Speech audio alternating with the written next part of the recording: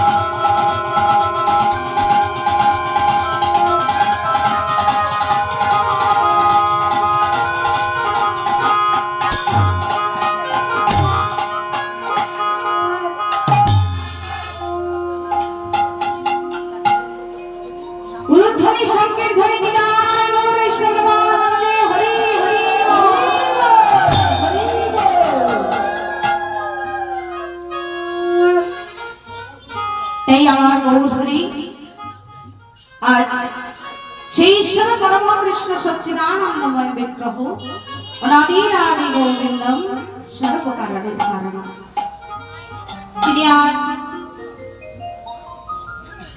64 মহান্ত দ্বাদশ গোপাল ছয় চক্রবর্তী অষ্টকবিরাজ পিতৃবর্গপাল শ্রীবর্গ অনন্ত কোটি বৈষ্ণব এই গৌরহরি আমার আজ সংকীর্তনে মেতে উঠেছে।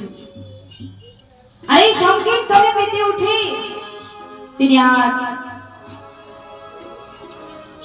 মনে মনে সেই রাধা মনে ভাবিত হয়ে আজ বৃন্দাবনে যাবার জন্য ভক্তগণের সঙ্গে নিয়ে চলেছে।